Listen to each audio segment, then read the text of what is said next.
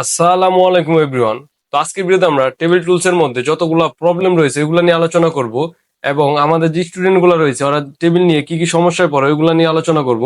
That first আমরা এখানে যাওয়ার পর তো আমার যে কলম গুলো রয়েছে এবং যে রো গুলো রয়েছে, ধরেন আমার 5টি কলম লাগবে এবং 5টি রো লাগবে।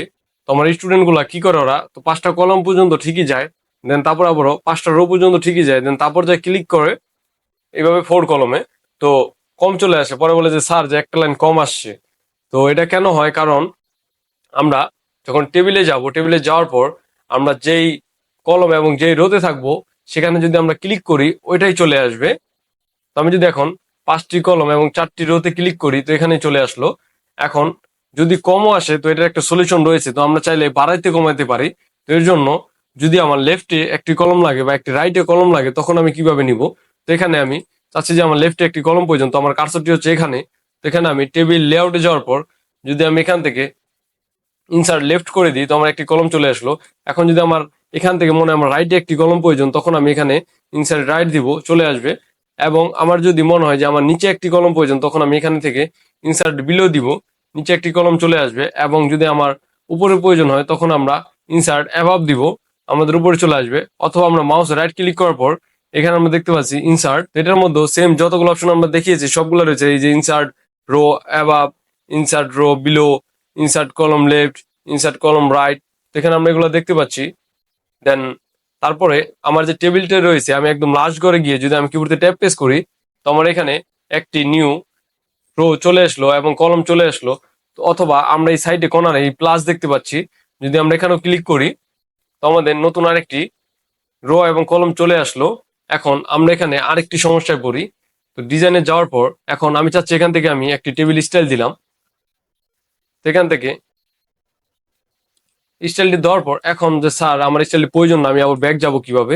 তো এটা দুইভাবে যাওয়া যায়। তোমরা স্টাইলে যাওয়ার পর একদম উপরে দেখতে পাচ্ছি টেবিল গ্রিড, তো আমরা এটা ক্লিক করে দিব, আমাদের টেবিলটি আগের জায়গায় ফিরে আসবে। অথবা আমরা এখানে যদি একটি স্টাইল দেই, যদি আবার ব্যাক যেতে চাই আমরা এখানে আন্ডুর মাধ্যমে আবার রিটার্ন চলে যেতে পারবো। দেন এখন আরেকটি প্রবলেম ফেস করে এখানে, তো এতটুকু জায়গা সিলেক্ট করার পর যদি আমরা এখান থেকে শেডিং কালার দিই, এখন শেডিং কালারটি দেওয়ার পর তো মনে হচ্ছে যে এই কালারটি প্রয়োজন না, আমি আরেকটি কালার দিব, তখন আমরা কি করব? তো এই কালারটি যদি আমরা চেঞ্জ করতে চাই এতটুকু জায়গা সিলেক্ট করে আমরা আরেকটি কালার দিয়ে দিব। এখন এই কালারটি দেওয়ার পর যদি মনে হয় যে আমার এই কালারটিও প্রয়োজন না, আমার কোনো কালারই প্রয়োজন না, তখন আমরা কি করব? তো এর জন্য আমরা এটা সিলেক্ট করার পর তো এখানে যাওয়ার পর আমরা দেখতে পাচ্ছি নো কালার। তো নো কালার করে দিলে এখান থেকে আমাদের টেবিলের যত ধরনের কালার রয়েছে এগুলো চলে যাবে। দেন তারপরে আরেকটি প্রবলেম, তো আমরা এখানে যাওয়ার পর যদি এখানে অনেক কালার রয়েছে, এই কালার আমাদের পছন্দ না হয় তখন আমরা এই মোর কালারে গিয়ে তো আমরা এখানে কাস্টমে কালার কোড লিখেও একটি কালার দিতে পারি। দেন তারপরে আরেকটি প্রবলেম ফেস হয় যে স্যার আমরা left border, right border, top border, bottom border, inside outside border এগুলা কিভাবে করব? তো আগে আমাদের জানতে হবে যে বর্ডার কিভাবে ইউজ করতে হয়। তো আমি এখানে একটা টেবিল নিচ্ছি। তো এখন এটা আমি একটু নিচে করে দিলাম। ধরেন যে আমার লেফটের বর্ডারটি প্রয়োজন না, তো আমি এখানে জাস্ট কার্সর রেখে তো আমি এখান থেকে লেফট বর্ডারটি উঠাই দিলাম। সরি, এখান থেকে আমরা বর্ডার ব্ল্যাক দিয়ে দিই। তো আমি এখান থেকে যদি লেফট বর্ডারটি উঠিয়ে দিই তো এখান থেকে আমার লেফট বর্ডারটি উঠে গেল। দেন আমি যদি এখান থেকে রাইট বর্ডারটি উঠিয়ে দিই তো আমার রাইট বর্ডারটি উঠে গেল। এখন আমার কথা হচ্ছে যে শুধু এই লাইনটাই কেন গেল, আমার তো পুরোটা দরকার। তো এর জন্য আমরা আবার ব্যাক যাচ্ছি, আপনাদের দেখাচ্ছি। তো এর জন্য আমাদের পুরো টেবিলটা সিলেক্ট করতে হবে। তো আমরা এভাবেও সিলেক্ট করতে পারি, অথবা আমরা এখানে কর্নারে প্লাস দেখতে পাচ্ছি এটার উপর ক্লিক করব। তো এখান থেকে আমরা বর্ডার, দেন তারপর আমরা লেফট বর্ডারটি উঠিয়ে দিব, আমাদের লেফট বর্ডারটি চলে গেল। দেন আবার সেম ভাবে এখানে যাওয়ার পর আমরা রাইট বর্ডারটি উঠিয়ে দিব, আমাদের রাইট বর্ডার চলে যাবে টেবিলটি সিলেক্ট রাখা অবস্থায়। যদি আপনি সিলেক্ট ছেড়ে দেন তখন কিন্তু আর যাবে না। এখন যদি আমি আবার ব্যাক যাচ্ছি, তো এখন যদি আমার মনে হয় যে আমার যে মাঝখানে যে টেবিলগুলো রয়েছে এগুলো আমি উঠে দিব, তখন কিভাবে উঠাবো? তো এখানে আমি প্লাসে ক্লিক দেওয়ার পর সেম ভাবে আমরা বর্ডারে যাবো। তো এখান থেকে যদি আমরা ইনসাইড বর্ডার গুলো উঠাই দিই তো আমাদের যে টেবিলের মধ্যে যে বর্ডার গুলো রয়েছে এগুলো চলে যাবে। দেন আমি আবার ব্যাক যাচ্ছি। তো আরো কিছু প্রবলেম আমরা ফেস করি। ধরেন এখন আমি এই কলমটি বেশি নিয়ে ফেলেছি, এই কলমটি আমি ডিলিট করবো কিভাবে? বা আমার এখানে যে কলমটি রয়েছে এই কলমটি আমি বেশি নিয়ে ফেলেছি, এটা ডিলিট করবো কিভাবে? তো এর জন্য আমরা এখানে টেবিলে ক্লিক দিয়ে টেবিল লেআউটে যাওয়ার পর এখানে আমরা দেখতে পাচ্ছি ডিলেট। তো এখান থেকে আমি যদি ডিলেট কলম করে দিই, যেখানে আমার কার্সরটি রয়েছে ওই লাইন বরাবর আমার কলমটি চলে যাবে। তো আমার এই কলমটি চলে গেল। এখন যদি আমার মনে হয় যে এই রোটি আমি ডিলিট করব, এই যে রোটি, তো এর জন্য এই রো বরাবর আমি এখানে কার্সর রেখে এই ডিলেটে গিয়ে যদি ডিলিট করে দিই, ডিলেট রো, তখন রোটি চলে গেল।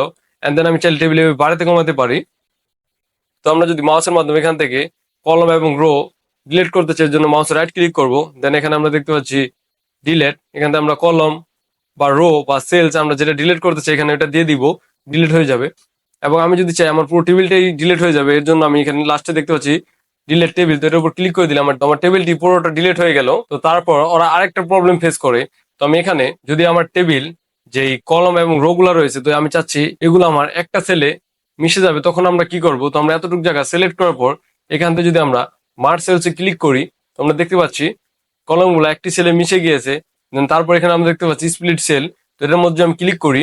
এখানে নাম্বার অফ কলম এবং নাম্বার অফ রো চাচ্ছে, এটা কি বোঝাচ্ছে, তো আমি চাচ্ছি যে এই যে আমার যে টেবিলের ঘরটি রয়েছে এই ঘরের মধ্যে কয়টি কলম এবং কয়টি রো থাকবে। তো আমি এখানে যদি দুটির জায়গায় 3টি কলম এবং একটি রো থাকবে এভাবে ওকে করে দিই, তো আমি দেখতে পাচ্ছি এখানে 3টি কলম এবং একটি রো এসে পড়েছে।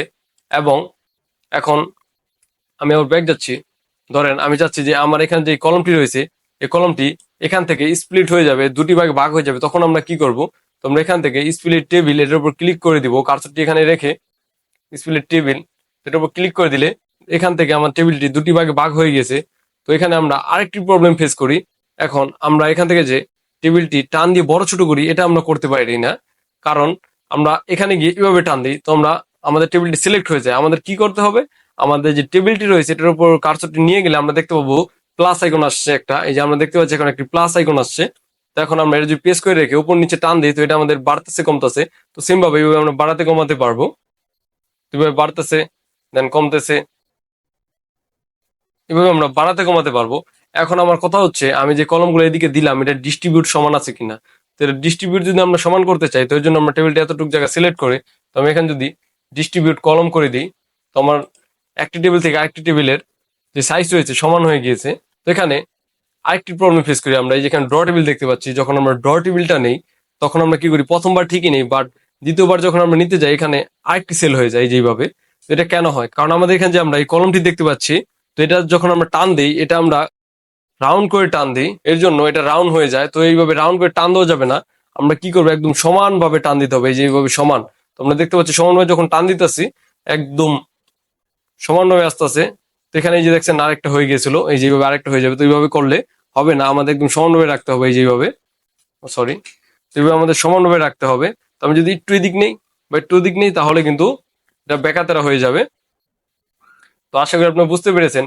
তো টেবিল নিয়ে আপনাদের যত ধরনের প্রবলেম ছিল আমি এই ভিডিওতে আপনাদের বোঝানোর চেষ্টা করেছি, আশা করি আপনারা সবাই বুঝতে পেরেছেন। আর যেগুলো বুঝতে না পেরেছেন ওগুলো আমার কমেন্ট বক্সে কমেন্ট করেন, আমি ওগুলা নিয়ে ভিডিও বানাবো। আশা করি আপনারা সবাই বুঝতে পেরেছেন। তেমন অফিস রিলেটেড ইম্পর্টেন্ট টুলস এবং টিপস এর কাজ যদি আপনারা শিখতে চান, আমার YouTube channel tech by Mehedi Hasan subscribe অথবা আমার Facebook page tech by Mehedi Hasan follow করে রাখেন। সবাইকে ধন্যবাদ।